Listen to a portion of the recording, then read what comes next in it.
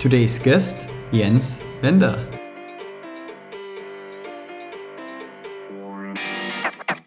A fellow advisor from the US projects this market to continue to grow with about 16-17% to a $1 trillion market in 2026. So from my perspective, we are seeing that there are two topics that really drive growth in this market. On the one side, HR has been also in the past still been quite neglected with regards to digitization, and especially in the SMB space, but also in large corporations. There's in the public sector, not to talk about that sector, there's still a lot of potential coming from digitization and using technology as such. And the other big driver is that, of course, there's talent shortage, and talent shortage will continue to be more and more visible. In Germany alone, we'll be short 6 million employees in 2030. And that talent shortage also means companies need to invest more on the one side in technology that retains talents and makes it attractive to continue working for the employer. Employers need to create more productive environment. That means,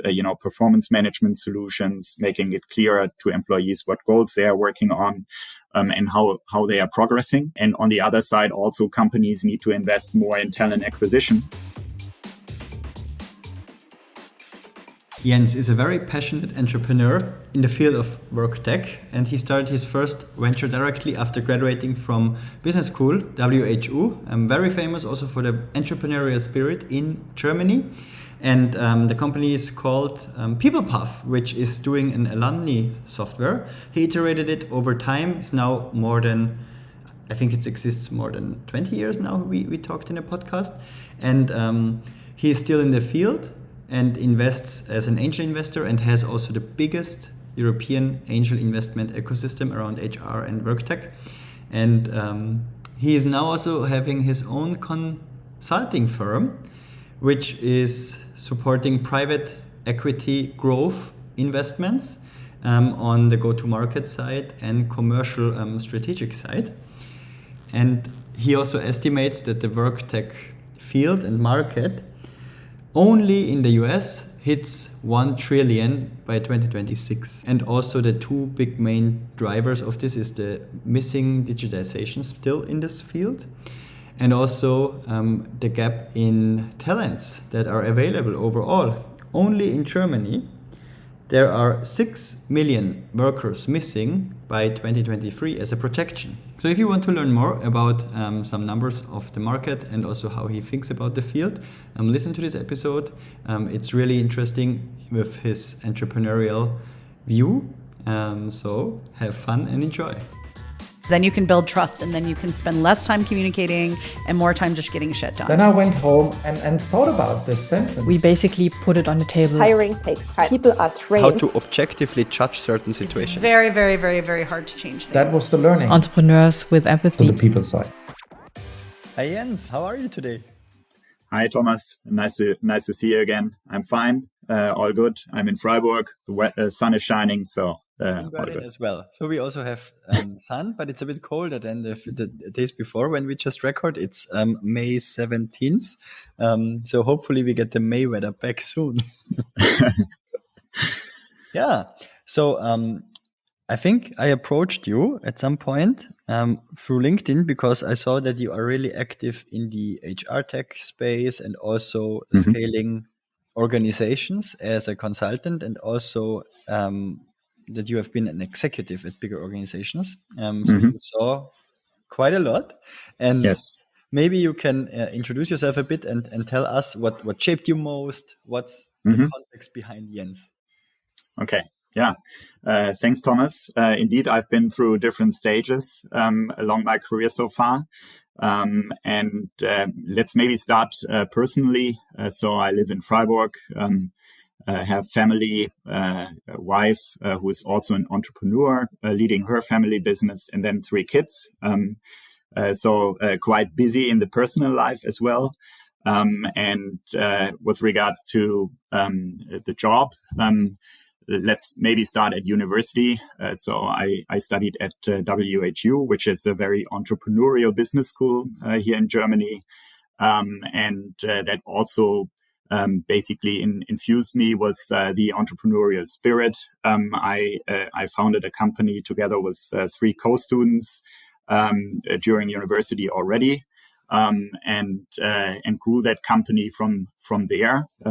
After the studies, I've been managing director together with the other founders of the business for about 10 years, and it became a software as a service company, and also in the HR tech space after a few pivots that we have had along this way, which is something I can see is normal in startups.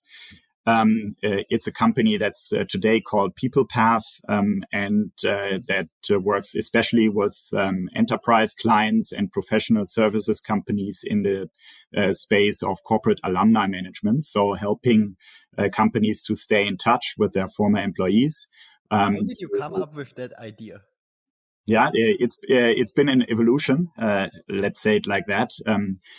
We started off or founded the company in 2002 already, and started off with thinking about the network and the former students of our university, and that was also the first client whom we served with the Alumni software solution, and immediately saw that there is a potential to also provide this technology to other non-profit organizations, but also for-profit organizations.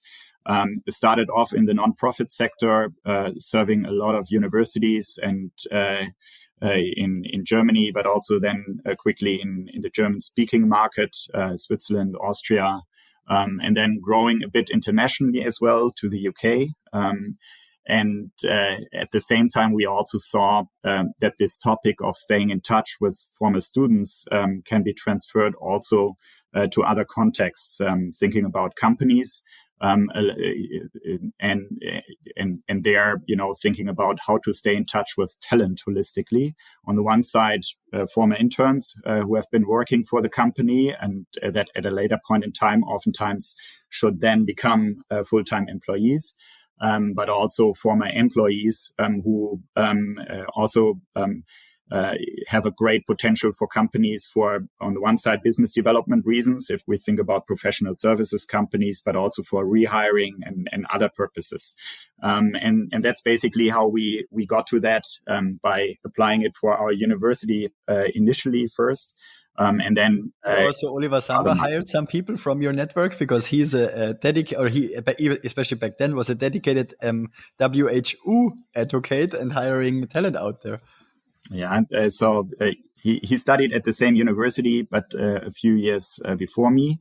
And as all of the students and former students of the university, or 90% of them are part of the alumni network, definitely he also hired quite a lot of them. And quite a lot of the former students of the university are also successful and entrepreneurs, growing businesses, either in the Zamba context or also, by their own, and setting up companies themselves. Yeah. So did you already call the vertical HR tech back then? Or no? No, we didn't.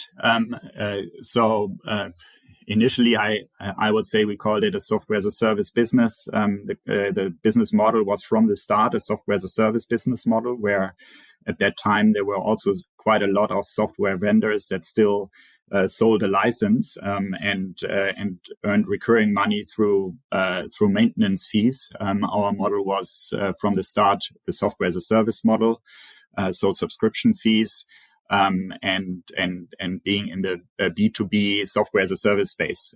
That's how we called it. It wasn't HR tech at that time. I believe the term really also came up in the last 5 years, I would say, and becoming a sector of interest, especially, once now this turn has been there towards even more talent shortage and the potential of digitization in that space. Yeah.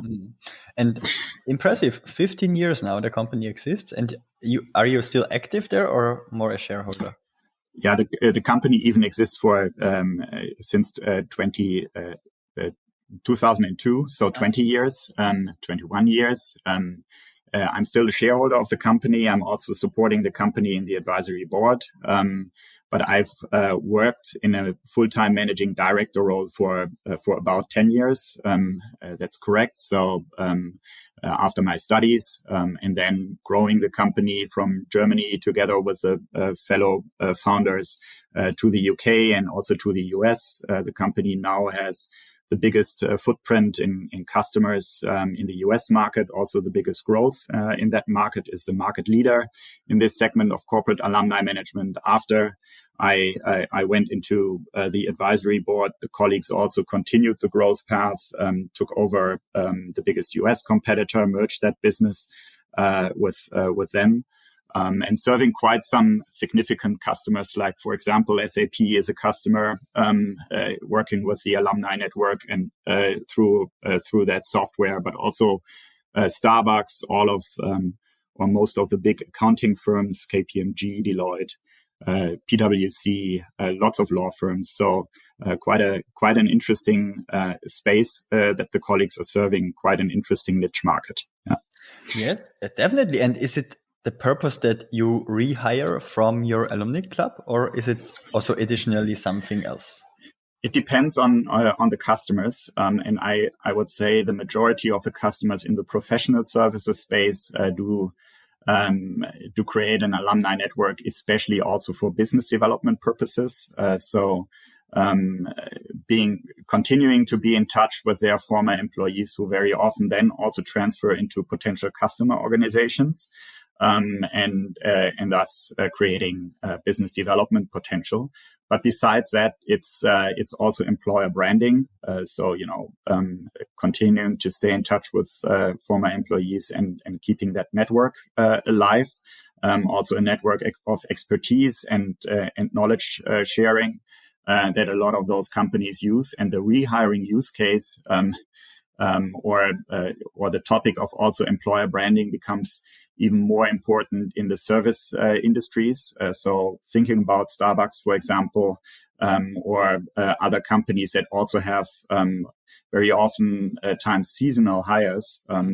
There, it can be a much more important use case to also stay in touch with your former employees and rehire them at a later point in time, or also strategically thinking now in those times of talent shortage, how can you actually also build a pool of talent that can be used for rehiring? I think recently I just spoke to somebody who was at Coca-Cola, and we talked a bit about seasonal hiring, and they said in a season they need to hire EMEA more than 17,000 people. Yeah. Ramp up, ramp down. Yeah. It's crazy. How can you get to that number? Of course, a lot of rehiring. It totally makes sense. Yeah, exactly. So there are some industries, if you think about adventure parks or also the accounting business and also travel leisure topics. So lots of industries where rehiring is a topic, and very often, you want to rehire the people that already work for you. Yeah. Mm-hmm. And how did you build that organization? I saw on LinkedIn, average tenure of employees is a bit more than 8 years. That's very unusual for a software company, also at that size. How did you build that retention engine? I believe through very good involvement and proximity to the employees. So the majority, it's absolutely true that we have an extremely stable organization and very motivated colleagues as well. And at the moment, the company is operating in different sites. On the one side, the headquarters is Munich, and then we have a development center which is located in Pilsen in the Czech Republic, so about 2.5-3 hours by car from Munich. And also there we have a very stable organization and thus a very strong development team that is located there. And in the US, also the colleagues that partially came in when we merged with the US competitor. Also, they already had a very stable organization. I believe it's, how also the colleagues who now lead the business manage to keep employees involved, provide them with a positive and good working environment, and also the interactions with the customers are, of course, something that is built upon trust and gives them something back from their work. And I believe the combination of that then leads to a strong and stable organization. Yeah. In case you like my show, please subscribe. I would really appreciate it. And do you think that is also driving commercial results when you have such good retention? Definitely. If you think about HR technology and what the arguments are to very often also introduce HR technology, the retention topic is a topic that also has direct impacts on business performance. If you think about how long it takes to onboard new employees and to make them productive, how long typically at those times today, you also need to search for new employees to even be able to onboard them. And also the knowledge that those employees have, and building that knowledge, especially also for the different large enterprise customers that we are working for. All of that contributes to a more stable organization with higher retention rates, also working more productively. Yeah. Mm. Maybe let's jump to another topic of your expertise, because that's a very, very good link. I see in a lot of scale-ups that retention or attrition is at maybe 30% even plus when they're going through transformational stages, like the growth stages. Mm-hmm. But also, I would say more traditional companies who go through transformations maybe also have then higher attrition. And sometimes it's really healthy. When you're also an expert on consulting in how to go through growth stages, what do you think is important that you can really transform an organization in a way that it's a healthy transformation? Mm-hmm.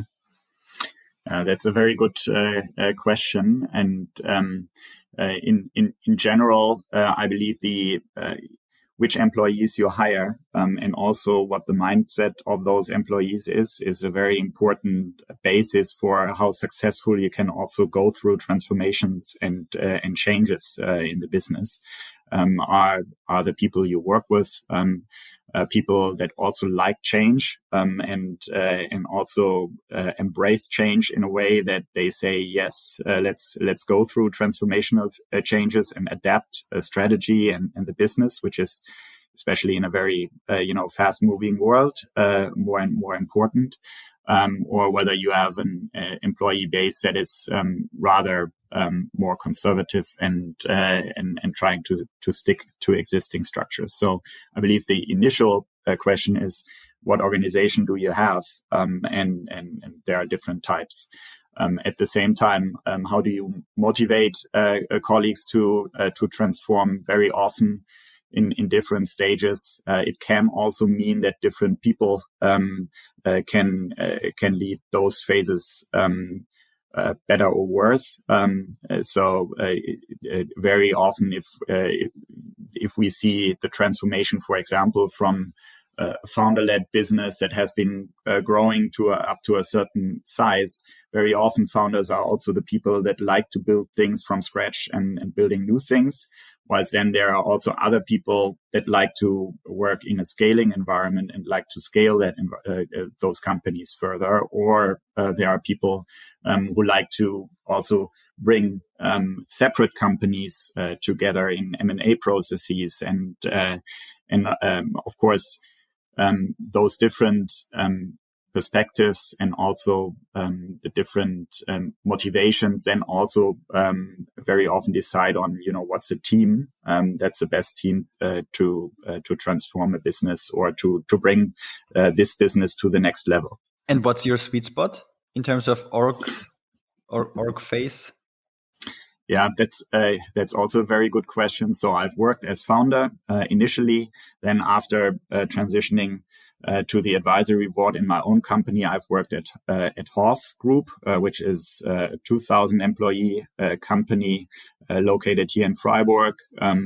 and therefore a company that has been a specialized publisher and transformed into a digital business and software company, but definitely a different environment. And nowadays I'm working a lot with scale-ups or private equity-backed companies who are in size ranges of about 200 plus employees.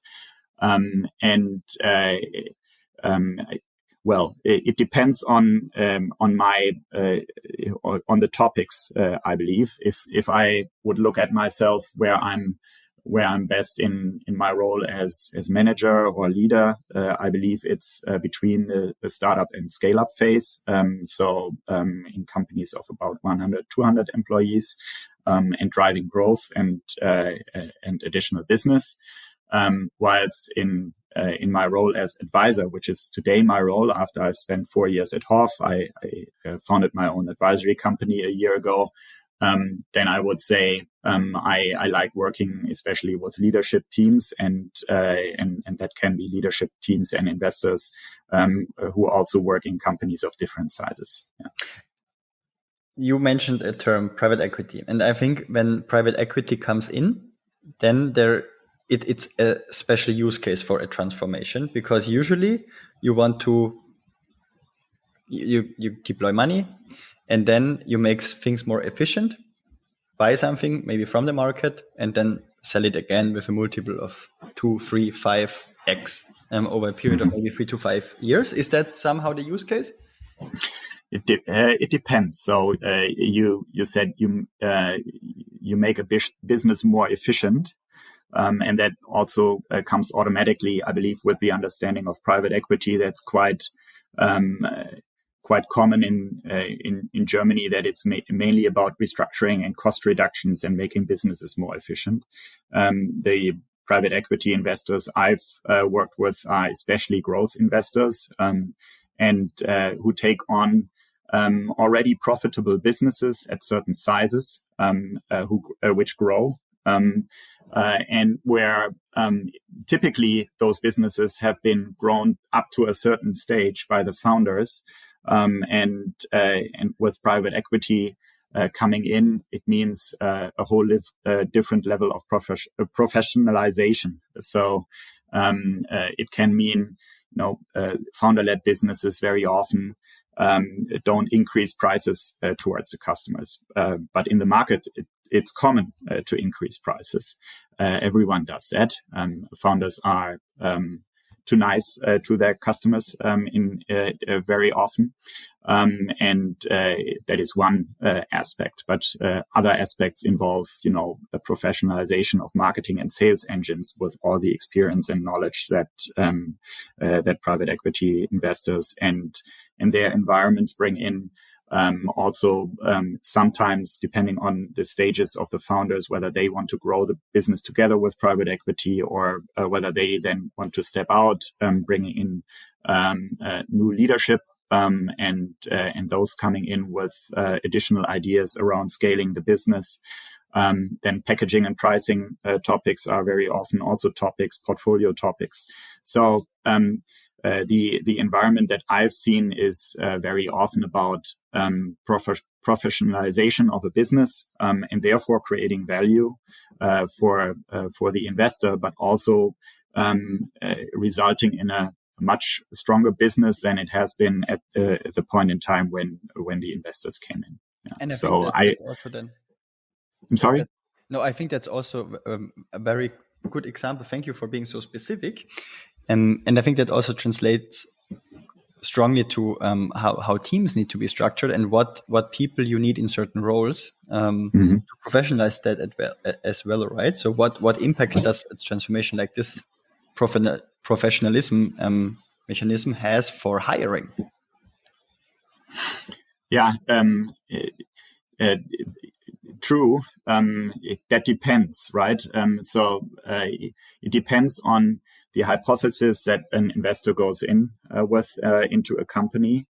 What are the key drivers of value over the next years? Very often that's quite well specified once an investor goes in, and then the question is, on the one side, the motivation of existing founders and leadership team, and then also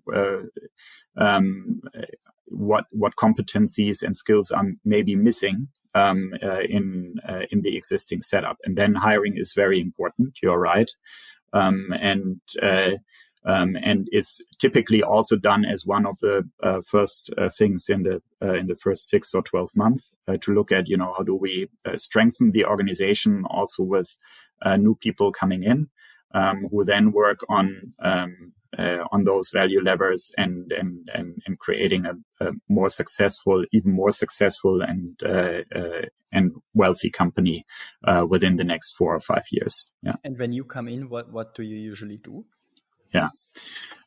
So based on my experience, which is in the product and on the market side, I typically advise on product portfolio topics as well as go-to-market topics. And go-to-market can mean, for example, I've worked with several scale-ups and also private equity-backed companies on how do they, if the value lever is they want to move in a new market and either a VC invested or private equity invested, and that is one of the reasons why they invested, because they have a hypothesis that the German-speaking market is an attractive market.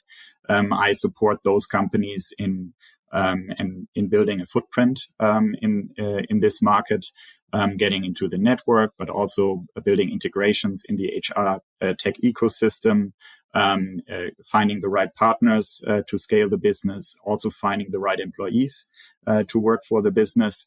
All of those are topics when it's about go-to-market, especially with a focus on the German-speaking market or the European market, which is, at least in certain areas of HR tech, from a legal standpoint, has similarities.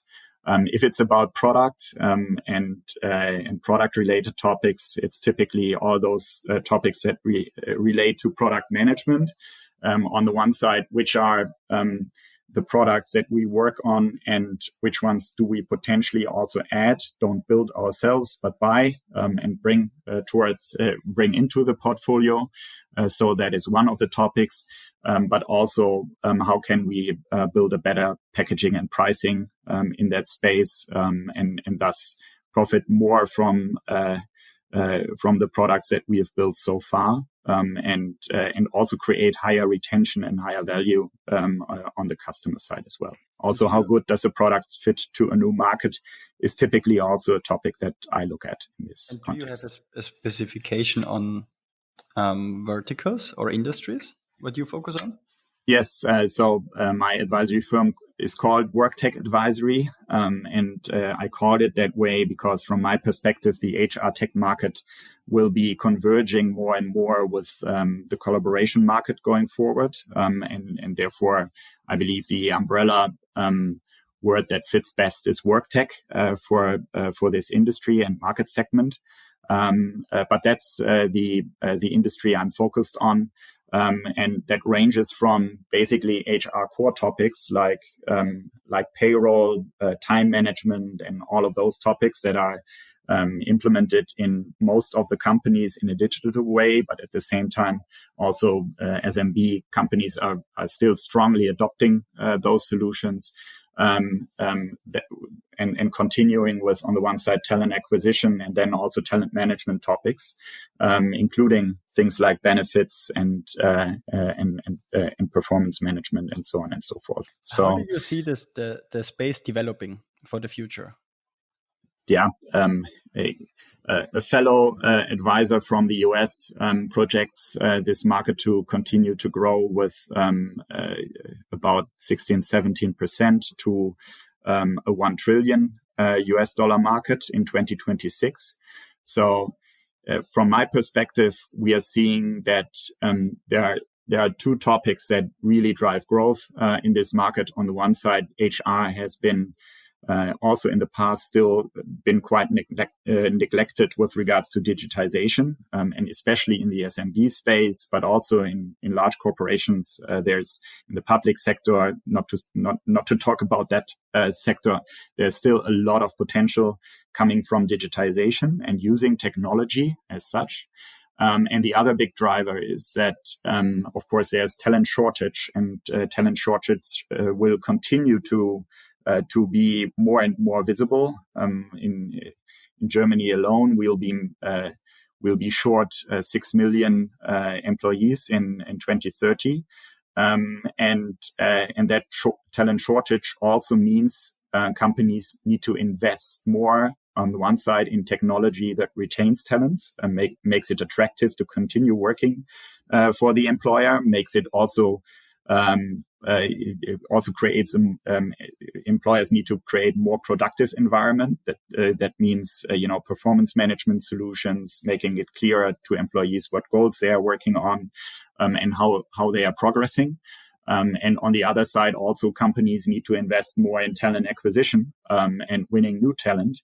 And therefore, this is a space that is projected to grow very strongly and is now basically the next, from my perspective, the next era after marketing technology, sales technology, financial technology. Now the next segment that will see continued strong growth, and also professionalization in that space, because so far HR hasn't been working with data that much, and technology now enables them to do that more and more. The people analytics function is a function that is only still building in companies. So definitely an interesting industry to be in. Yeah.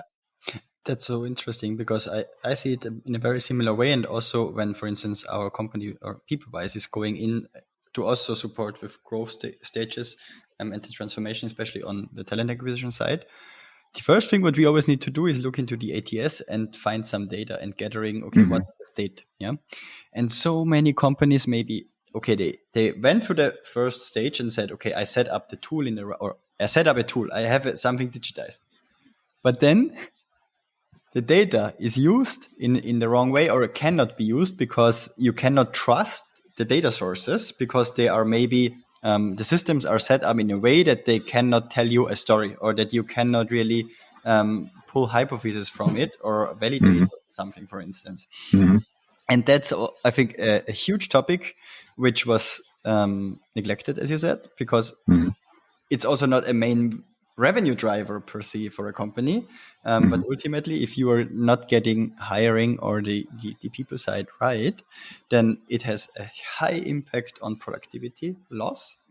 And also you're very, very, very bad in planning. And doesn't mean that the plan always have to be perfect or has to be there. But I think you need to have a solid foundation and a regular planning mechanism that you can get capital efficient and so on, because you're way better in judging and planning and anticipating. And this is what companies don't understand or are not good at or don't prioritize well enough. And I think also the tech side in that field is not there yet, that you can just have this one-stop solution and it's supported. Yeah, and that's this topic of suite solutions. If you look at this space, and do I use a solution that basically provides everything within one system, or do I need to use point solutions because they really help me much more in delivering, for example, very good talent acquisition, or also great performance management in the organizations where goals are clear and what topics the employees need to work on. So definitely in a space that will also continue to mature, and maybe that brings us also a bit to the last topic that I haven't addressed yet, that is part of my my daily life, which is startups and being a bit of a business angel and creating an HR angel club, which is now the biggest angel club in HR tech in Europe, together with a friend of mine, Stefan Menten, and investing in companies that, for example, solve those pains. One company that solves the integration between different HR tech vendors is Combo, based out of Berlin, and they help those vendors to create those connections, and thus making it easier to work in an ecosystem of HR solutions that are really tightly integrated. Yeah. In case you have any feedback or anything you want to share with me, please send me an email on thomas@peoplewise.com or hit me up on LinkedIn. And in case you really enjoy the show, please subscribe. I would really appreciate it. And what is currently a hot topic in that field? We are now talking in May, and I believe half a year ago, ChatGPT was launched. That is still the entire topic of generative AI and how to use generative AI in technology is one hot topic that exists, and that also will boost additional digitization in this space. So new solutions coming up in that area, but also additional components being embedded into the existing HR tech solutions. That's definitely one topic also driving digitization in that space. Another topic that I see quite frequently in the recent 6 months is the topic of blue-collar workers. So about 80% of the workforce are frontline workers or blue-collar workers. They have been very often neglected by HR technology in the past. They have different requirements. On the one side, you acquire talent differently, but also you need to communicate with this type of talent differently, especially because they are not working in front of a computer. So blue-collar topics ranging from talent acquisition to retention-related topics is one area where I see a lot of new startups starting businesses.